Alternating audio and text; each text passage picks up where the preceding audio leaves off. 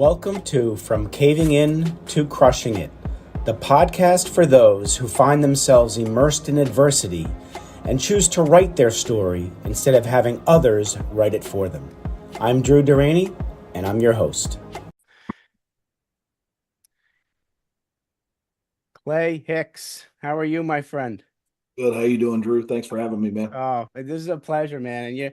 And I wanted to have you back. I think you were on back in November of 2022, and so Yeah. I wanted to bring you back because before we hit the record button, you and I were talking about where you are now with H7, and you've come so far, and I'm proud of you, man. Thank you. So on this show, Clay, we talk about how we're taught that life is linear, and we know it's not, and we talk about defining moments. And I would love to have you tell the audience, as far back as you want to think, grab that defining moment that was either the tap on the shoulder or the 2x4 upside the head that made you realize that, hey, Clay, there's a better way to live. And we'll walk through your whole life's journey to where you are now. Okay, cool. Yeah, that was a this is a very defining moment. It was back when I first got divorced and became a single parent.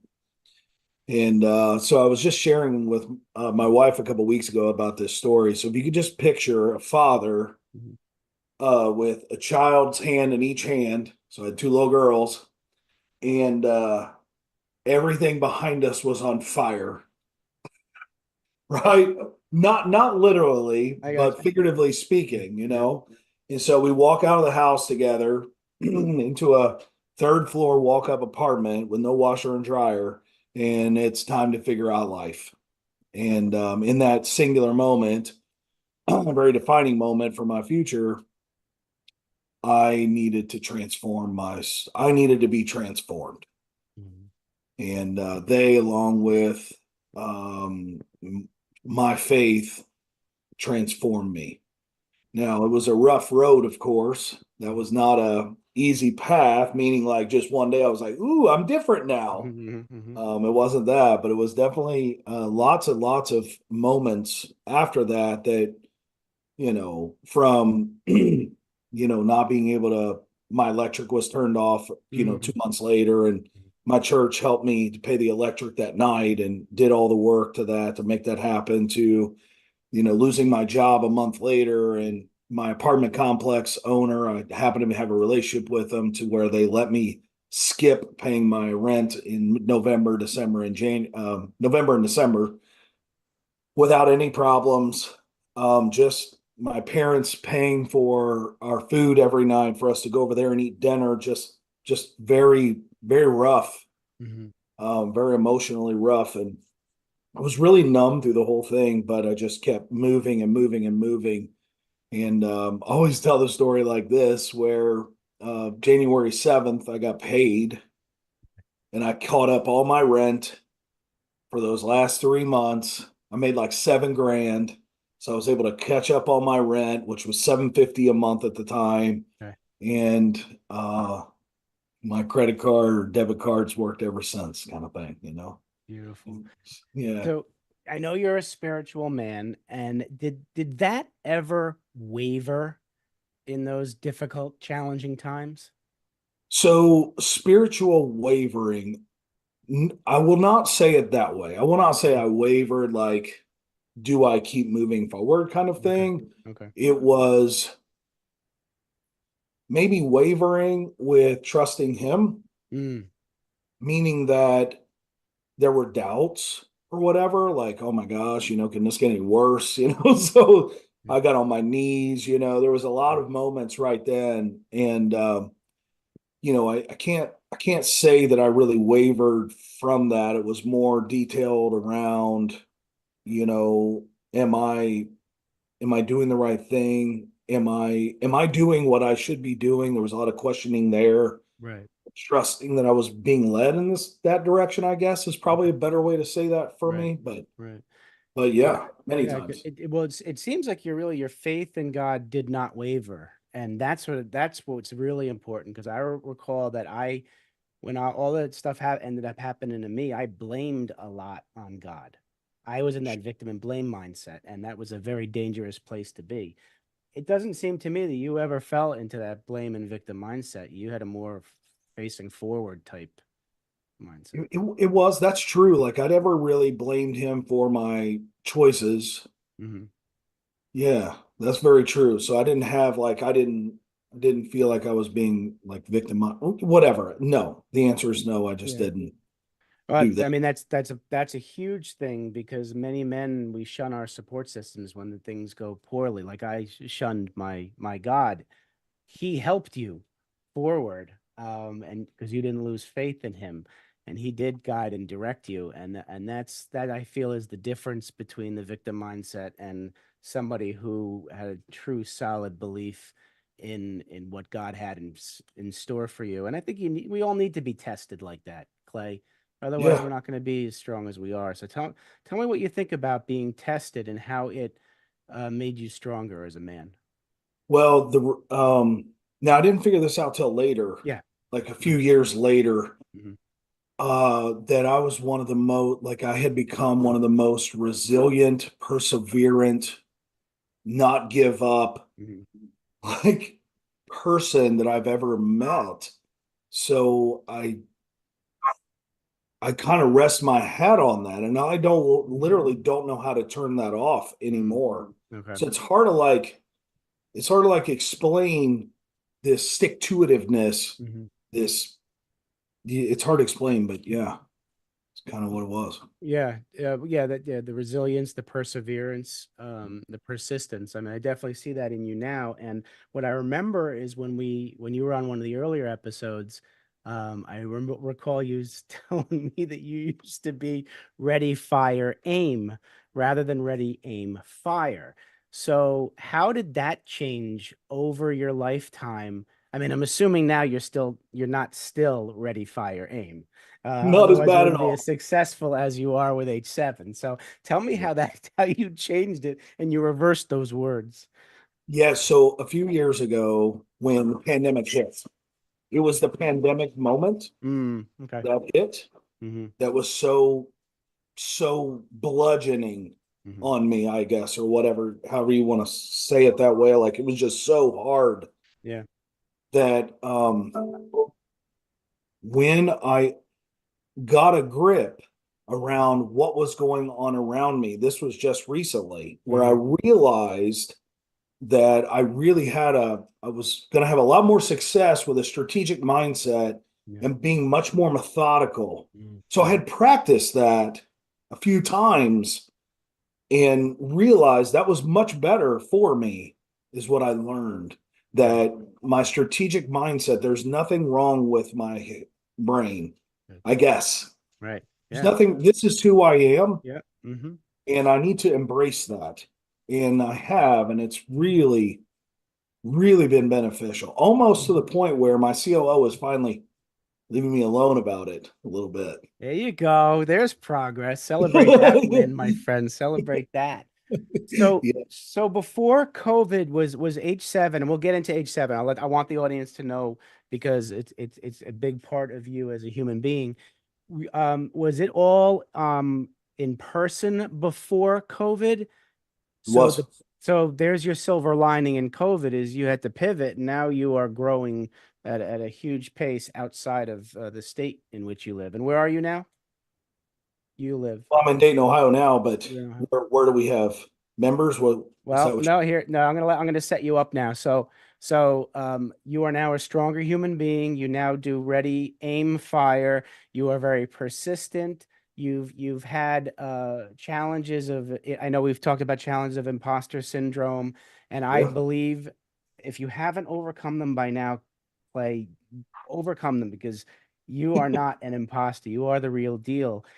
Based on everything you've gone through, um, tell us about H7 Network. And I specifically love how you talk about connect, serve, ask in term of networking, because the way some people are teaching networking out there, we got to throw it away. And I'd say, forget everything you know, everybody, and just talk to Clay. So Give me that whole transition and how you've turned H7 into what it is today and what H7 is, I guess, to start. Yeah, so H7 is really it's a word of mouth marketing focused networking community. Okay. Mhm, So simple, it's a little oversimplified, but mhm, the the culture of our community is based on the foundation of we will connect with each other, serve one another, and ask of one another. okay. Okay. Yep. So with that being said, connect, serve, and ask being that nexus point, it is the culture, it is everything about how we operate. Mhm, It makes us easier to help each other. mm, mhm, And so when you take like-minded folks, like in our community, we have our in-person, which is in 4 states, which is more for your real estate focused people like insurance and mortgage and things, professions like that, to our B2B community, which is more focused around the B2B professional. mhm, So with Connect, Serve, and Ask at the center point in the culture, what we're trying to accomplish is supporting members being aligned with other like-minded members right. as often as possible, Okay. right? So, so leveraging Connect, Serve, and Ask, a B2B member that is a fractional CHRO can now do business easier with a fractional CFO Mm, or okay. CRO or consultant or Mhm, business coach or whatever, because they've become more empowered around being inauthentic in selling themselves, okay. not their services Got it. always, Got it. right? Okay. And so now they get a chance to be genuine, authentic, they can be themselves, Mhm, and they can kind of drop that whole facade of perfection or mhm. whatever, so that they can just be who they are I love that. authentically. No, I love that. And I know that in the past you've told me, and I didn't realize that you're really an introvert at heart. I'm a And that, practicing extrovert. yeah. What's that? Exact, yeah. I'm a practicing A extrovert. practicing extrovert. And I love that because I think a lot of us are practicing extroverts. So tell me about, have you always been an introvert, and how have you become less of an introvert, or your practicing has made you a better extrovert? Yeah. So as an introvert, I grew up an introvert. I was an introvert when I was in my 20s. I still am. But that moment where I didn't have a choice, right? Hmm. Either I had to take action to do something or do nothing. Hmm. And so that was right around the time of all the story I told earlier and all that. I just always felt like I didn't have another choice. And I still feel like when I'm backed into a corner, like I got to make a choice, and it doesn't matter if I'm afraid Hmm. to be a practicing extrovert. I got to do what I got to do. Right, And I right. kind of live my life that way. Not that Okay. I'm by no means perfect in not being afraid or anything like that, but there's certain things it doesn't matter how I feel, I still got to do it.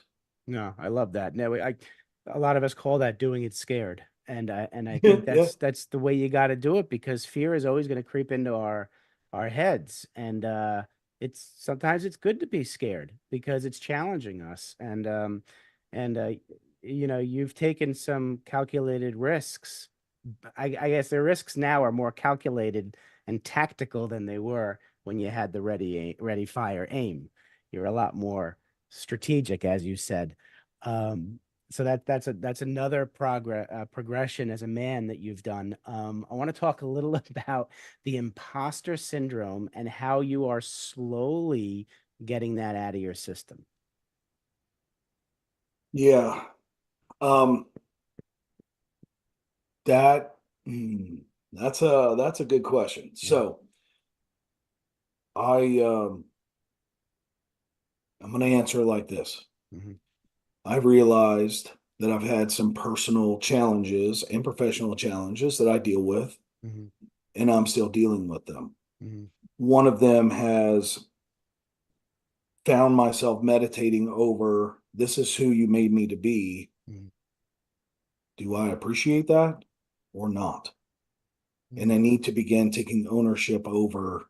who I'm, whatever he has led me to be in this moment. And so Right. I have to, so how I did it was every Sunday, I spend time meditating, reflecting over who I am, what has happened, and my wife will attest. It's a 2 hour, sometimes just one, but Hmm. mostly it's an hour to 2 hours of Right. reflection time after church over his word and what is saying, what I think is happening, and Yeah. really just nailing down, spending time meditating over who it is, talking to myself, talking to him. I Hmm. know this is being really vulnerable, but Yeah.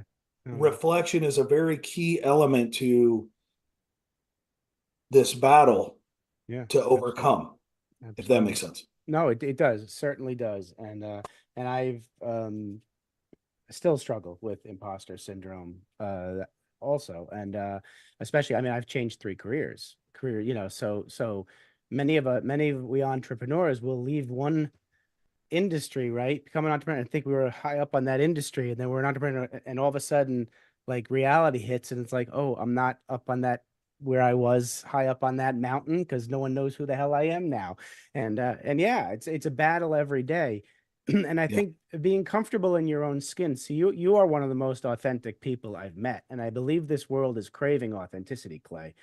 yeah, And I believe one way to overcome the imposter syndrome is to be your authentic self, yeah, because once you're your authentic self, you're not getting in your own way to self-sabotage as much.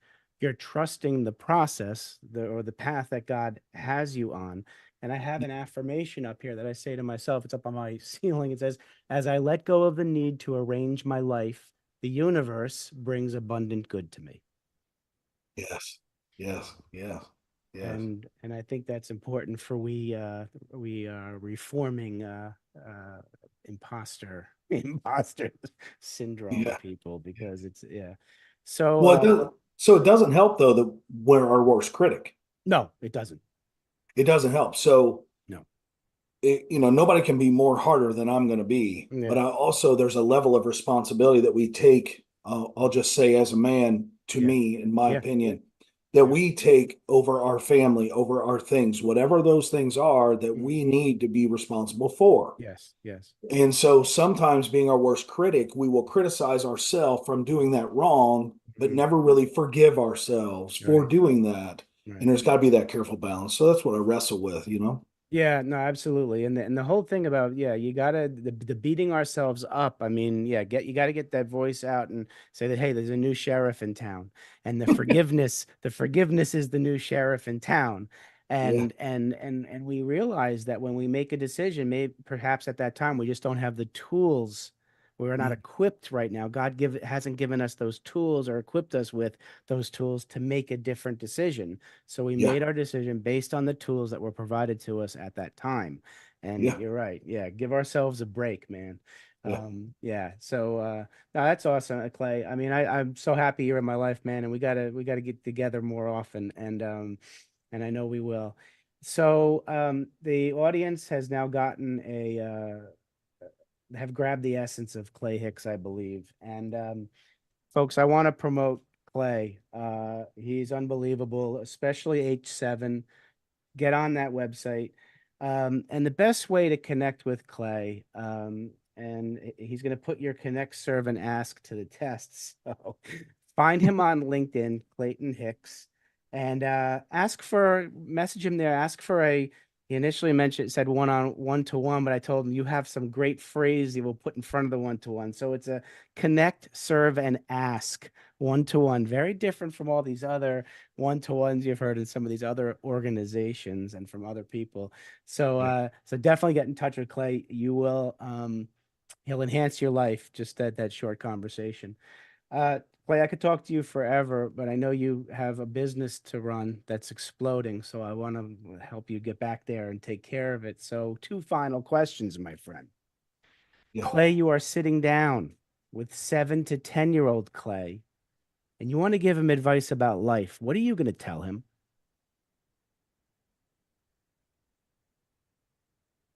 It's okay to be different. It's Love okay that. to be different. It's okay to be different. All right. And you might give the same answer for this question. Different hat. Now you're sitting with Clay, the young entrepreneur, young businessman. And what kind of business advice you going to give him, Clay? It's okay to not be altruistic. Oh, I love that. Okay, a little deeper with that one. That you got me on that. You threw me a curveball there. Okay, all right. Explain that one a little bit so these the young businessmen can understand what you're talking about. So when I went into business, and decided to do the things I was doing, I was doing it from a narrative of being altruistic Mm-hmm. because I had gone through a lot to become more humble and altruistic, and that's a deeper conversation. Got it. Okay, Yep, yep, so yep. but I would tell them it's okay because you also need to make sure that you are also taking care of yourself I love that. and your family. Mm-hmm. And I got into a real freaking tornado of being altruistic for so long that Mm, it was affecting my family, it was affecting me, and I didn't realize it. And that's okay. I forgive myself yep, for doing absolutely. that. Yep, I yep, learned a lot and was able to give to yep, others because yep. of it. Mm-hmm. But I just, I may have gone a little faster, further, faster if maybe I had. But of course, timing exists too. But I'm just saying that Yeah, it did hold me back yep. for a while. All right. Thanks for clarifying that. And thanks for being vulnerable with there. And I totally get what you mean because we need to have our buckets full in order to continue helping people. And if Yeah, you are too altruistic, again, just like everything in moderation, right? If you're too altruistic, you end up with an empty bucket and you can't dive in there and take anything out to help others. So you got to get your bucket filled in some way, shape, or form. yeah, So there needs to be that return. And I guess it's all about surrounding yourself with people who aren't just takers. You got that's to correct. Yep. surround yourself with the giver's gain mentality, and if you give in service, it will come back to you If you ask for it. if you ask for it. And that's that, guys. That third, yeah, when you're on the call with him, connect, serve, and ask. People aren't going to volunteer to give you business. Uh, it's, Yeah, sometimes you just gotta ask for it. yeah, Clay, thank you in many ways. I'm grateful for you in my life. Thank you for being who you are. Thanks for being a friend.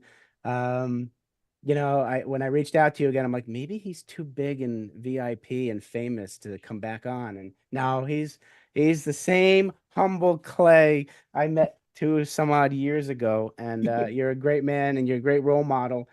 Keep growing H7 the way you're doing it. Don't change the way you're doing it, man. You're great service, and I love you, pal. love you too, man. Thank you for having me, brother. Thank you. Absolutely. Great to have you. All right, be well, everybody.